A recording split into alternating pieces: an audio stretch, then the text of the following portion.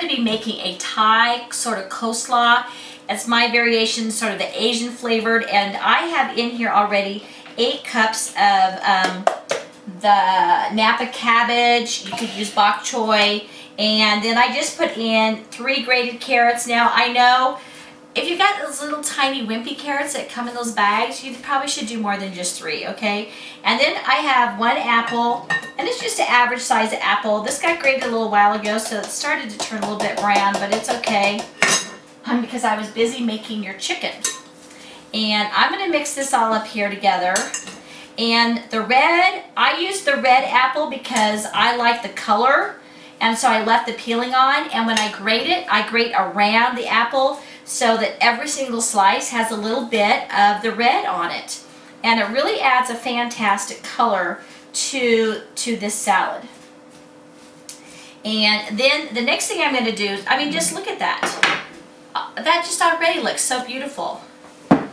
You know, how food looks makes a big difference on whether people are going to want to eat it with you. And especially if you're trying something different, you know, with the cooking with essential oils, it has to look good. I'm also going to sprinkle in here 3 tablespoons of sesame seeds in here.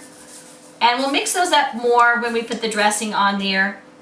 And I have a tablespoon of minced green onion. And I did these pretty small so that they would just put a hint of flavor. Now I am an onion gal, but not everybody is, and so I didn't put quite as much in there. And now I'm going to make our salad dressing here, and we are going to have our ginger oil. We've got 2 tablespoons of honey here, and I'm going to put in 2 drops of ginger oil. So I am just stirring in this ginger oil into this honey. I always like to stir my essential oils into the sweetener or some other medium first before I put it in. Alright, so in here I have a clove of garlic that's already been crushed. I got that in there. We got 2 tablespoons of lime juice. And lime juice is what really gives it that Asian flavor versus putting lemon juice in.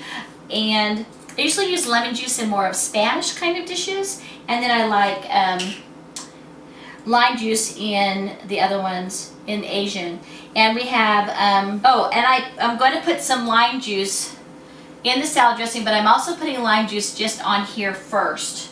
And I'm going to mix that up here in a second. And then I have the rice vinegar, a pinch of salt, and I'm also going to sprinkle the salt on the vegetables separately as well. And then I'm going to put this in here. This is raw honey, as you can see, and raw honey sometimes takes a little bit longer to dissolve, but that vinegar will usually help get it done a lot faster, and your essential oils will help break down the honey. And I'm going to stir this up a little bit with this whisk. Okay, now I'm going to mix up this salad that I put the salt and everything on there. And what the salt does, and I really should have put the salt on first, and I want to tell you why. The salt helps pull out some of the liquid, the moisture, out of the vegetables and the fruit, and then it gives a little bit more liquid in here so that it mixes with the salad dressing so that all the salad can be moistened up. So I'm going to let that, normally I'd let that sit for a few minutes while I was making the salad dressing.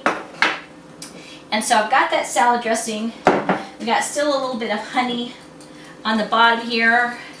Decided to sit after I got done stirring, so I'm just going to stir that up a little bit more, and I'm just going to keep stirring while I pour this around.